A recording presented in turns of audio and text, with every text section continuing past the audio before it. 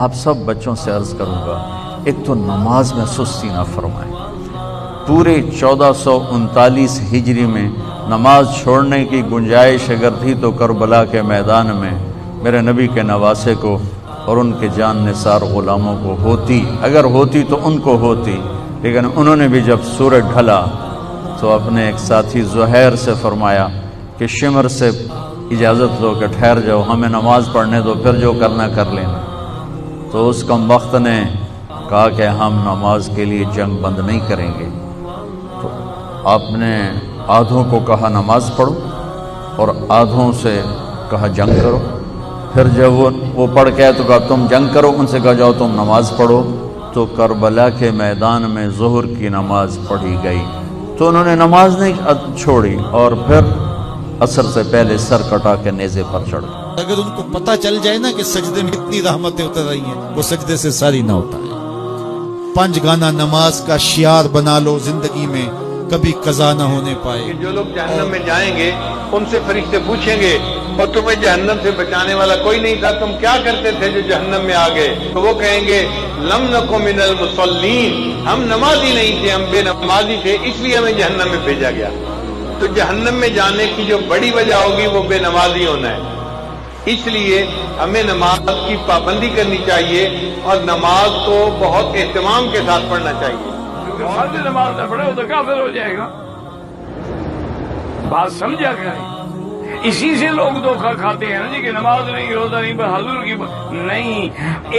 امام احمد ابن حنبل رحمۃ اللہ علیہ اور شیخ الاسلام ابن تیمیہ رحمہ اللہ اور بھی بہت سارے علماء جہابذہ جو گزرے ہیں وہ فرماتے ہیں کہ اگر کوئی مرد یا عورت بغیر عذر کے ایک فرض نماز چھوڑ دے وہ کافر ہو جاتا ہے۔ آپ کے دوست صرف اللہ اور اللہ کے رسول ہے، اور وہ مومن جو نماز قائم کرتے ہیں اور زکات دیتے ہیں۔ اللہ فرماتے ہیں آپ سے سورہ مائدہ میں سورہ نمبر 5 آیت نمبر 55 میں، آپ کے دوست صرف اللہ کے رسول اور وہ مومن ہیں جو نماز قائم کرتے ہیں اور زکات دیتے ہیں۔ اللہ کے رسول فرماتے ہیں کہ قیامت کے دن سب سے پہلا حساب جو لیا جائے گا وہ صلاح کے بارے میں۔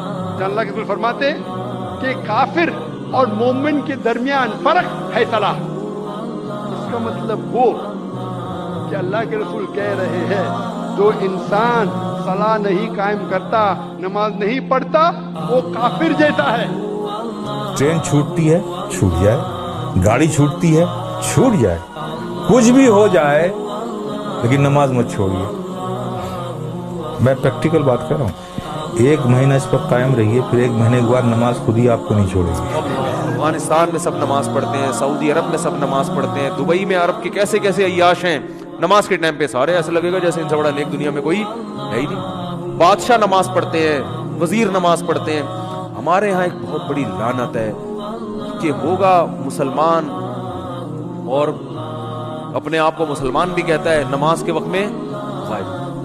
تو اس لیے امام احمد ابن حنبل جو بہت بڑے مجتہد ہیں، ان کا یہ فتویٰ ہے ایک نماز بھی جو جان بوجھ کر چھوڑ دے گا اسلام سے خارج ہو جائے گا۔